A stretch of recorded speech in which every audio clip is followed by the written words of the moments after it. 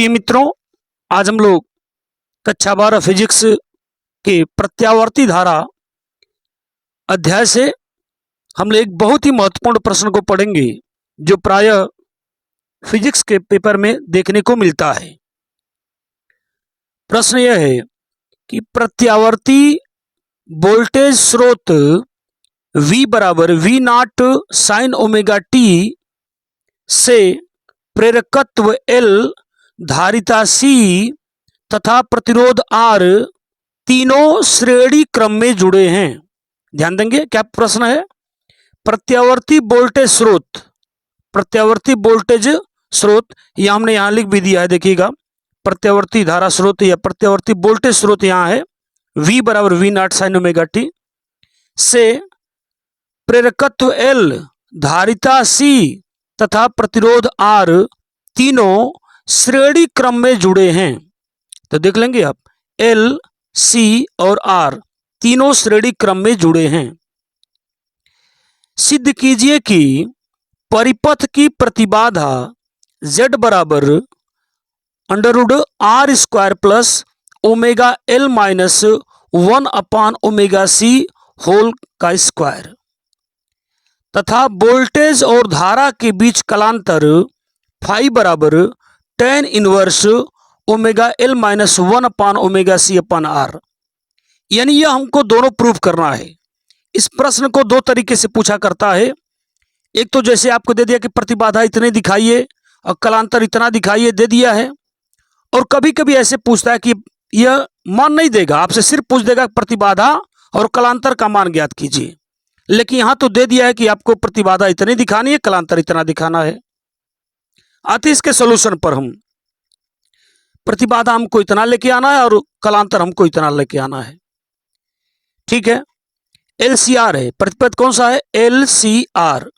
LCR परिपथ में प्रतिरोध R के सिरों का विभवांतर VR, प्रतिरोध R है, देख लीजिएगा प्रतिरोध R है यहां, और प्रतिरोध R के सिरों का विभवांतर देख रहे हैं, प्रतिरोध R है, R के सिरों का विभवांतर VR और धारिता या संधारित्र कह लीजिए या धारिता कह लीजिए, धारिता C के सिरों का विभवांतर VC, विभवांतर को V से शो करेंगे, और प्रेरकत्व के सिरों का विभवांतर VL है।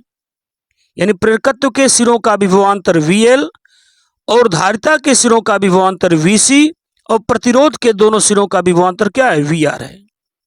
तो यही बात बताई गई कि LCR परिपथ में प्रतिरोध R के सिरों का जो विभवांतर VR होता है, विभवांतर VR यहां भी दिखाया गया है, VR तथा धारा I दोनों समान कला में होते हैं। यानी प्रतिरोध LCR बता दिया कि LCR परिपथ में प्रतिरोध के सिरों का विभवांतर VR और धारा I, यहां देख रहे हैं दोनों एक ही दिशा में हैं, तो दोनों समान कला में होते हैं। यानी VR और I दोनों समान कला में होते हैं। प्रेरकत्व L में, प्रेरकत्व बता दिया L, प्रेरकत्व L में प्रेरित विभवांतर VL, प्रेरकत्व L दिखाया गया। प्रेरकत्व L में प्रेरित विभवांतर कितना है VL, धारा I से 90 डिग्री अग्रगामी होता है। 90 डिग्री क्या है, धारा I से 90 डिग्री अग्रगामी, यानी ऊपर की ओर शो कर रहा है, अग्रगामी है, धारा से 90 डिग्री अग्रगामी है। लेकिन संधारित्र C में प्रेरित विभवांतर, कौन सा VC, धारा I से 90 डिग्री पश्चिमगामी होता है, देख लीजिएगा।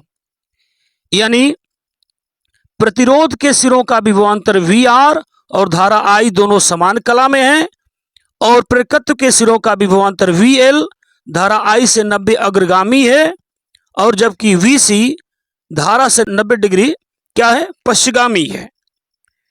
तो इस तरह से फिगर आपको समझ में आ रही होगी। अब एक चीज और आपको समझना है कि ये जो डार्क लाइन हमने शो किया है, यहां देख रहा है आपको, तो ऊपर जो है VL है और नीचे VC है, और VL और VC दोनों का परिणामी VL माइनस VC होगा। VL और VC का परिणामी क्या होगा, VL माइनस VC होगा। जो डार्क लाइन से दिखाया गया है यहाँ, और यहाँ यह एक लाइन दिखाई गई है, परिणामी दिखा दिया गया है V, यानी VL माइनस VC, यह जो लाइन है डार्क वाली, और यह VR है, यह VR है। इन दोनों का परिणामी कह रहा है V है, दोनों का परिणामी क्या है? V है। तो इस प्रकार से हम दे सकते हैं कि इस तरह का स्ट्रक्चर बन जाएगा, और एक आयताकार स्ट्रक्चर बन रहा है। अगर यहां से यहां तक की दूरी VL माइनस VC है तो यह भी VL माइनस VC होगी। अब यह फिगर आप देख लें, VL तथा VC, VL तथा VC का परिणामी कितना होगा? VL माइनस VC होगा। VL और VC का परिणामी कितना होगा? VL माइनस VC होगा। यदि LCR परिपथ में परिणामी विभवांतर V हो, देखिएगा करा क्या रहा है, ये LCR परिपथ की फिगर है, करा कि यदि LCR परिपथ में परिणामी विभवांतर कितना हो? V हो, परिणामी विभवांतर V हो, तो यहां से बात करेंगे, यह परिणामी हो गया, कर्ण बन गया। अगर हम देखेंगे तो समकोण त्रिभुज बन गया, यह परिणामी V हो गया, यह लंब हो गया, और यह आधार हो गया। तो इस तरह से देखेंगे तो एक समकोण त्रिभुज बन गया यहां। और समकोण त्रिभुज में आप जानते हो कि कर्ण का जो वर्ग होता है, कर्ण क्या बना यहां? V कर्ण हो जाएगा। तो कर्ण का वर्ग बराबर होता है लंब का वर्ग धन आधार का वर्ग। तो यहां यह लंब है, यह लंब हो जाएगा और यह आधार हो जाएगा। तो कर्ण का वर्ग यानी जो परिणामी V है उसका वर्ग बराबर क्या हो जाएगा? V का वर्ग प्लस VL माइनस VC का वर्ग, जहां VR क्या है? VR का मान IR होता है, VL का मान IXL होता है, और VC का मान IXC होता है। इन मानों को इसमें पुट कर देंगे, रख देंगे, तो V स्क्वायर बराबर हो जाएगा, VR का मान क्या रखना है? IR, VR की जगह पर IR होल का स्क्वायर कर दिया, प्लस अब देखो VL का मान किया IXL, IXL रख दिया, और VC का मान है IXC, वो भी रख दिया, और होल का स्क्वायर कर दिया, ये दिया होल का स्क्वायर रख दिया, और V स्क्वायर बराबर हो गया, इसका स्क्वायर कर लेंगे I square R square, plus अब देखो होल का स्क्वायर है, होल का स्क्वायर है, इसलिए इसमें से I को जब हम कॉमन लेंगे तो I स्क्वायर कॉमन निकलेगा, तो XL माइनस XC होल का स्क्वायर अंदर बचेगा। I स्क्वायर यहां भी, I स्क्वायर यहां भी है, इसलिए I स्क्वायर को कॉमन ले लेंगे, तो अंदर क्या बचेगा? R square plus XL minus XC whole का स्क्वायर। अब क्या हो जाएगा? V स्क्वायर है, I स्क्वायर बटा में चला जाएगा इसके अपान में। अब इक्वल क्या मिलेगा हमको? R square plus XL minus XC whole का स्क्वायर। अब देखो अगर इसका वर्ग हटाते हैं तो सामने वाला कर्ण में चला जाता है, अंडर रूट हो जाता है। अगर वर्ग हटाएंगे तो सामने वाला कहां चला जाएगा? अंडर रूट में चला जाएगा सब कुछ। इसका वर्ग हटा रहे तो अंडर रूट हो गया सब। यहां V अपान I जो मान मिला है, V अपान I को प्रत्यावर्ती परिपथ की प्रतिबाधा कहते हैं। ध्यान देंगे इस बात को, V अपान I को क्या कहते हैं? परिपथ की प्रतिबाधा Z कहते हैं, और XL को ओमेगा L और XC को 1 अपान ओमेगा C। तो यह वैल्यू फिर यहां पुट करेंगे हम, तो V अपान I को हम Z कह सकते हैं, प्रतिबाधा है, इसको हम प्रतिबाधा लिख भी सकते हैं कि प्रतिबाधा Z बराबर under root R square plus XL के जगह पर लिख देंगे omega L minus XC upon, देखिएगा XC का मतलब क्या है? 1 अपान ओमेगा C है। तो इस तरह से प्रतिबाधा जो हमको प्रूव करनी थी, प्रतिबाधा यहां प्रूव हो गई।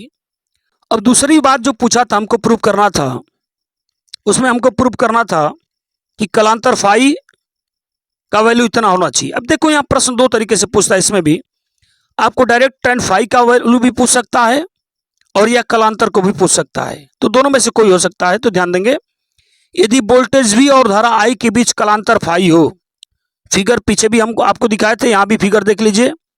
यदि देखिएगा, यदि वोल्टेज V यह दिखाया जा रहा है, वोल्टेज V यानी परिणामी V है, यह वोल्टेज V और धारा I, ये I की दिशा जा रही है, ये I की दिशा है।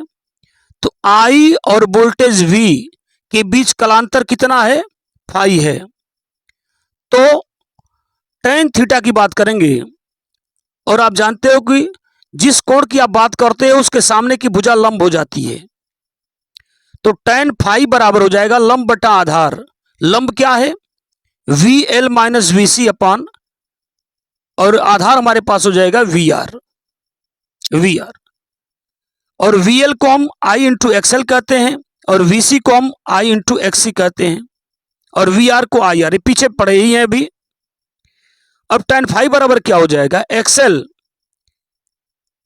यहां क्या किया गया ध्यान देंगे, आई यहां भी आई, यहां भी आई को कॉमन ले लिया गया, ऊपर नीचे भी आई हो जाएगा, तो आई से आई कैंसिल हो जाएगा, तो हमारे पास बचेगा क्या? XL minus X C upon R बचेगा।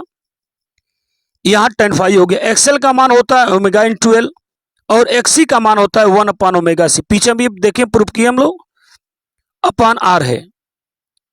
तो कभी कभी डायरेक्ट इसी को पूछ लिया करता है कि सिद्ध कीजिए कि टेन फाई बराबर इतना होता है, तो कभी कभी इसी को डायरेक्ट पूछ लिया करता है, लेकिन इस प्रश्न में हमने कलांतर को डायरेक्ट कर दिया था।